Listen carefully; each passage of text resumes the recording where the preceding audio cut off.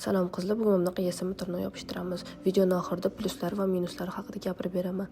Men bu tirnoqlarni AliExpressdan zakaz qildim. Sizlar Uzumdan yoki Wildberriesdan olishingiz mumkin. Xohlagan joylardan olishingiz mumkin, bunda ahamiyati yo'q. Naborning ichida o'z mamlaqa tirnoqlari bo'lar ekan va mamlaqa yopishtiradigan narsasi bo'lar ekan. Keyin mamlaqa bafikchasi bo'lar ekan.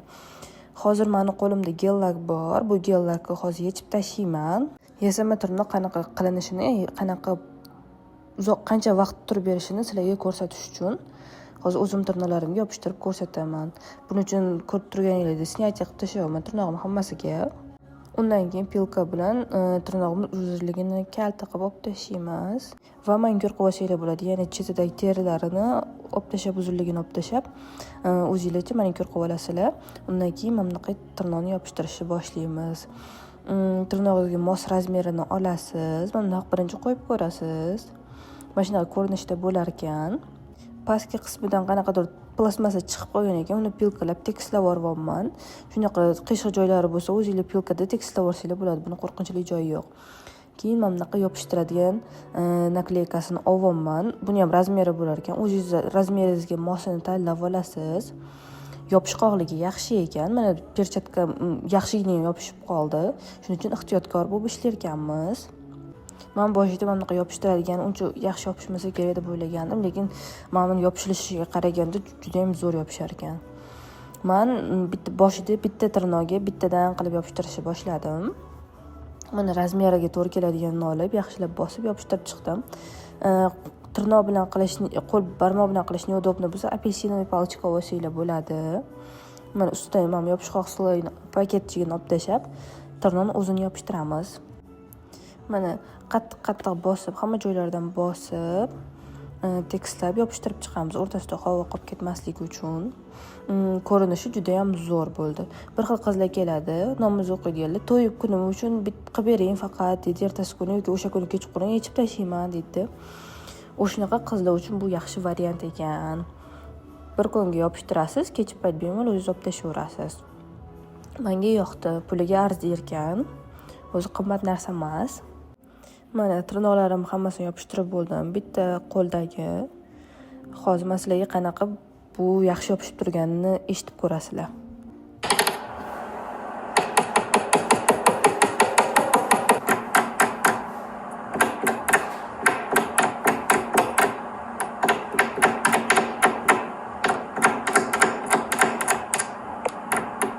Ko'rib turganingizdek tirnoqlar yaxshigina yopishib turibdi. Bu tirnoqlar bilan bemalol o'zingizga kofe tayyorlasangiz bo'ladi. Boshqa odamni manikyur qilsangiz ham bo'ladi. Videoning oxirida men bu tirnoqlar bilan idish-tovoq yuvishni ham ko'rsatib beraman. Shuning uchun ko'rinishi ham chiroyli chiqdi. Bemalol to'ylarga qilsanglar bo'lar ekan. Yana maktab, bog'cha, o'qishga qilsanglar bo'ladi. Bemalol. Men hozir ikkinchi qo'limdagi materialni yechib tashlayapman. Ikkinchi qo'limga sal boshqacharoq qilamiz. Ikkinchi qo'limdan ham eski materialni yechib tashladim. Manikyur qilib oldim. Ya'ni eski qo'pol terilarni olib tashlab, uzunligini to'g'rilab, chiroyli qilib oldim. Yana o'zimizga to'g'ri keladigan razmerdagi tirnoqni tanlab olamiz birinchi bo'lib. Hammasini razmerini tanlab olganimdan keyin birinchi qo'limda oldin bittasini yopishtirib olib, keyin ikkinchisini yopishtirib olib, cho'zilib o'tirgandim. Bu qo'limda bo'lsa, birinchi olamizda men hamma nakleykasini, yopishqoq sloyini hammasiga baravar yopishtirib chiqamiz. Va yana bitta lifehack, buni tekis emas, qo'ldanengi yopishtirsangiz ham bo'lar ekan. Agar razmeri to'g'ri kelmay qolsa. Mana hammasiga baravar yopishtirib chiqib oldim. Keyin mana hamma tirnoqni baravarga qo'yib chiqaman. Bu ancha tezroq bo'lar ekan. Yana bitta lifehack, men yopishqoq nakleykasini tirnoqqa emas, men yasama tirnoqqa yopishtirib, keyin ikkalasini baravar yopishtirsanglar ham ancha tez bo'lar ekan.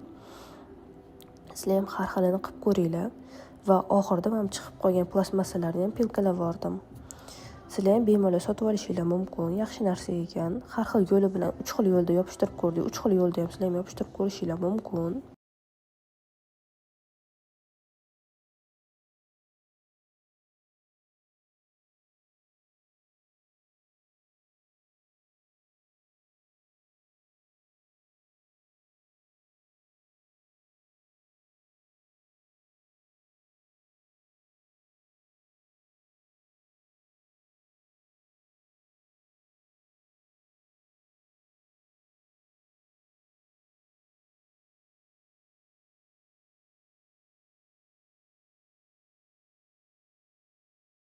To'liq ma'lumot uchun Telegram kanalimga yozinglar, lichkamga yoki Instagramga yozsanglar bo'ladi.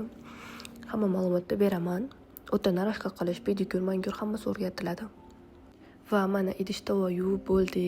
Natijasi faqat bitta tirnog'im tushib qoldi, jimjilog'im, qolgan hammasi yaxshi turibdi. Bu pul uchun juda ham zo'r. Siz to'y kuningiz agar yopishtiradigan bo'lsangiz, bunaqa idish tovoq yuvmaysiz, bunaqa issiq suvga qo'lingizni urmaysiz, demak bu zo'r turib beradi degani. Qo'linglarni issiq suvga ursanglar bittasi tushib qolishi mumkin ekan. Shuning uchun nima bunaqa yasama tirnoq yopishtirsanglar, qo'linglarni issiq suvga urmasligiga harakat qilinglar.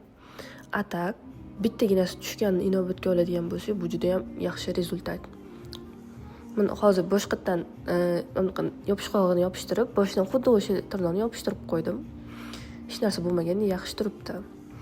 Faqat orqasidan mana yopishqoq nagleykasini olib tashlash sal qiyin bo'lar ekan. Eski nagleykasi, lekin buni ham eplasa bo'ladi. Mana nagleykasini hozir olib tashladik. Bu tirnoqni yana ko'p marta ishlatsanglar bo'ladi. Buni plus taraflari, buni ko'p marta ishlatsangiz bo'lishida. Masalan, bir marta sotib olasiz, 1 yil bemalol ishlatib yuraverasiz. Mana yana qaytib yopishtirib oldim. Natijasi mana bunaqa juda ham chiroyli, juda ham nejniy bo'ldi. Buni har xil ranglari bor, har xil dizaynlari bor, har xil uzunlikdagisi bor. Bemalol o'zingizga yoqqanini sotib olsanglar bo'ladi. Buni qancha ursanglar ham, idishda yuvsa ham yaxshi turib berdi.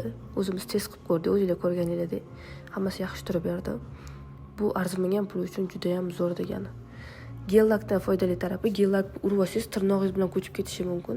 Mamanda urib olsangiz bu faqat yasama tirnog'ing o'zigina ko'chadi. Gel-lakda bo'lsa tirnoq bilan sinib ketardi. Shuning uchun yaxshi tarafi shunda. Yomon tarafi mana bunaqa naqli yopishqoqlari kam bo'lar ekan, uni отдельно sotib olsanglar bo'lar ekan. Va yomon taraflardan bittasi mana bunaqa svetni sonlari ko'rinib qolar ekan. O'shanisi yomon ekan va kuchuklarni oldida ozgina sezilib qolayotgan ekan naqladni yasama tirnoqligi. Atak uzoqdan qarasanglar hech qanaqa farqi yo'q. Bir kunlik manikyur uchun bu juda ham zo'r degani.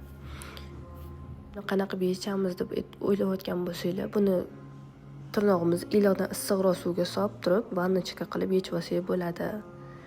Mana idish tovoq yuvganingizda ham o'zi ko'chib ketar ekan. Uncha ko'chmadi-yu, lekin issiqroq suvga solib vannachiga ko'chirib tashlasangiz, shunaqa yechib olsangiz bo'lar ekan. Yana bitta plus tarafi, buni yasashga ancha vaqt kam ketar ekan. Ya'ni manikyurga borsangiz 2 soat, 3 soat o'tirasiz, buni bo'lsa 15 minut, 10 minutlarda o'zingiz qilib tashlaversangiz bo'lar ekan. Tirnoq rangini, dizaynini har kuni o'zgartiraversangiz bo'lar ekan. Ya'ni har kuni har xil manikyur qilib yursanglar bo'lar ekan. Buni ko'rib turibsizlar, variantlar ko'p. Pluslardan yana bittasi, mana bunaqa manikyurga borganda apparatdan qo'rqadiganlar uchun yaxshi ekan. Mana bunaqa tirnoq отслойка bo'lib ketaveradiganlar uchun yaxshi ekan. Tirnog'ini tishlaydiganlar uchun yaxshi variant ekan bu. Bunaqa tirnoqlar kichkina, uncha chiroyli emas formada bo'lganlar uchun zo'r ekan bu variant. Va mustahkamligi ham bu plusga kiradi. Va yaxshi taraflaridan bittasi bu narxi, ya'ni arzon narxga bemalol o'zingizga yoqqan cho'tka manikyur olsanglar bo'lar ekan. Gel-lak qilaman desangiz, bir dunyo narsa sotib olish kerak. Bunda bo'lsa mana bunaqa nabor olsangiz bo'ldi ekan. Boshqa hech narsa shart emas. Narxi tarafdan bu idealniy, vaqti tarafdan ham bu idealniy, juda ham tez bo'lar ekan. Natijasi ham juda ham zo'r. Narxi bilan vaqtiga qaraydigan bo'lsangiz.